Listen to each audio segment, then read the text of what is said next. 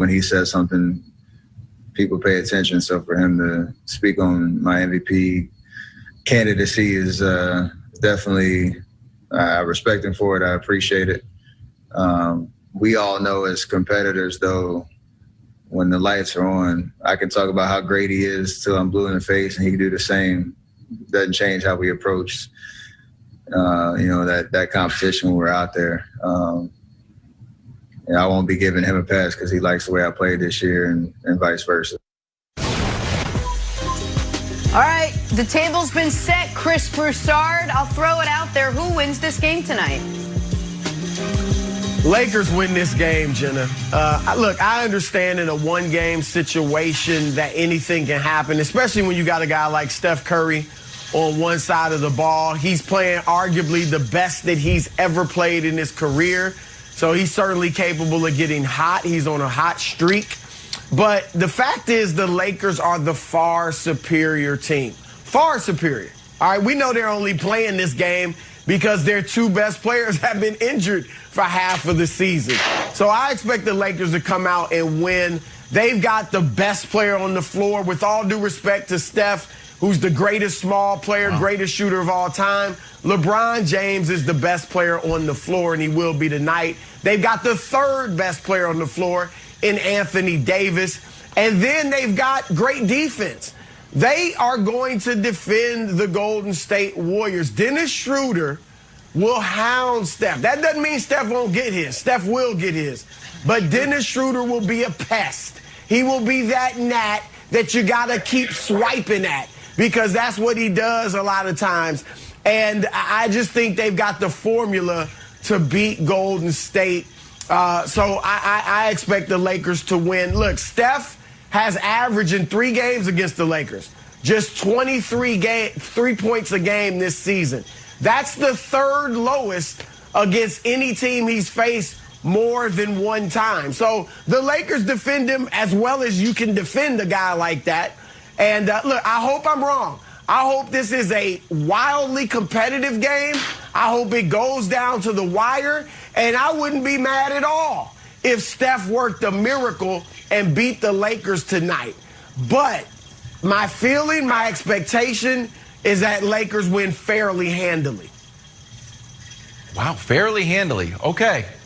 I think there are a number of scenarios, Broussard, that the Lakers should fear, which is why we created America's favorite scary segment. Drum roll, please. Nightmare Fuel. Oh, with the Nightmare Fuel music. It's everyone's favorite. It haunts you while you sleep. What is the Nightmare Fuel for the Lakers? The first one is playoff mode Warriors. Steve Kerr said, guys, we got to start playing. They said, all right, let's get into playoff mode right now. They're 15-5 in their last 20. Oh, scary. Watch out, Lakers. Reason number 2. Who's back from the ghost of basketball past? It's Davidson Steph, who got 32 during the tournament. What's he averaging now? 32. David. And you know what? Usage rate through the roof. And you know when we talk about vintage hip-hop, what do we talk about? Like classic backpack rap? You know what I'm talking about. Backpack three-pointers, vintage Draymond. Nightmare for the Lakers. He's shooting 44% from 3 in the last couple of games. What is going on there? And finally, this is not too scary, but it gives me another chance to talk about music. This one's, oh, Canada. There's 2 Canadians you need to worry about. Aubrey and Andrew. Andrew had 38 points the other day against the Suns because they tried to shut Steph down. And Aubrey, Aubrey, you never know if he's a Warriors fan or not because he obviously likes the Raptors, although he does have a few Warriors tattoos on him. He's out there drinking Los Lobos. Oh boy, this is never good. It's never good. Lamar, I'm all for relaxing, but Aubrey has always got something up his sleeve. And I know this also doubles as a tequila commercial for LeBron, so he's still winning here, even the idea that we have to talk about it. Savvy move, but I would be very, very worried. In fact, I'd be terrified if I was the Lakers with their ghost of Davidson Steph carrying them to a victory tonight. Wilds didn't say it. Those pictures are from last night. So So that's the relevance to it, is that LeBron was drinking with Drake last night. Go ahead, LeVar. The problem here, Nick, with Wilds is his whole horror story and haunted house is that this is like a spoof. This is like the Wayans brothers doing Scary Movie. Like, this isn't the real one. This isn't the real Freddie. This isn't the real Jason. We're talking about comedy here. Why? Because it's a horrible matchup for the Golden State Warriors. I will say this. Jenna called money on the Celtics. I said that this was a horrible matchup for the Celtics versus the Wizards. I was wrong. The only problem here is that when I look at the main characters that are in this horror flick of a game tonight, the worst villains are on the Lakers side. And that's just the bottom line of it. If we're speaking in Nightmare and in Elm Street terms, or any of those type of deals, the ghost of Sleepy Hollow. It's not even Halloween, but I'll tell you what, it will be a freak show tonight. And all 5 of those Lakers being back on the court, I think that's going to be too much for Golden State. That's right. Listen, and Broussard brought up Steph's struggles against the Lakers this year. How about Steph against the Lakers since LeBron joined the team? Show his numbers. I think these will shock people. What team has Steph played the worst against? That's 7 games Steph has played against the Lakers. He's averaging at least 20 against every other team in the league. It's his worst three-point percentage, field goal percentage, and points per game against everybody. LeBron has played in most, but not all of those games, it should be noted, because 2 years ago, obviously, he got hurt during their Christmas Day game. So it's not just a LeBron thing. This year, Dennis Schroeder, to Broussard's point, has defended him incredibly well. And that doesn't even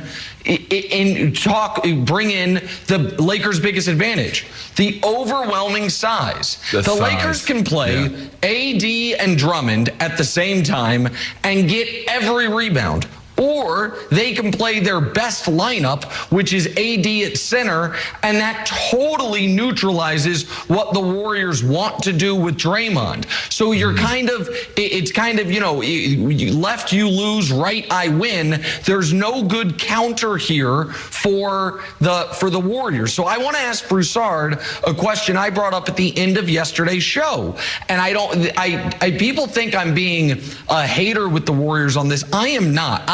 Everybody loves the play-in as long as the Lakers and Warriors both make the playoffs. Tonight's game's going to be awesome, but if we end up with San Antonio as the 8 seed instead of the Warriors as the 8 seed, that's a huge bummer for basketball fans in the league. So I do want the Warriors to advance to go on to play Utah. So here's my question, Broussard. How tight of a leash should Steve Kerr have if this game looks like it could be getting out of hand, when the Warriors have been going full throttle for 3 weeks just to get in this spot, and if they lose, they have to play again on Friday with their season on the line, potentially against Memphis, a Memphis team that took them to the wire just a few days ago. Like, if you're Steve Kerr, I don't think you can quite treat this like a Game 7, because it's not a Game 7, and you might have an actual Game 7 against an inferior opponent, and you need to leave something in the tank. Do you think that is going into the Warriors coaching staff mind at all? Or are they like, you know what, if we got to play Steph 44 minutes, we'll do it? Because I don't think that would be the right approach. Look, if it's a close game and they've got a chance to win, then play Steph 40 minutes, 40 plus if that's what's necessary. Same with Draymond. But if it's out of hand in the third quarter, and it's clearly evident you're going to lose late in the third, then yeah, you probably start your big guns in the fourth, and then if you can't make a run, then you just rest them, and maybe those guys play 30 or fewer minutes. So I hear what you're saying. But I don't think the Warriors feel like they can't win.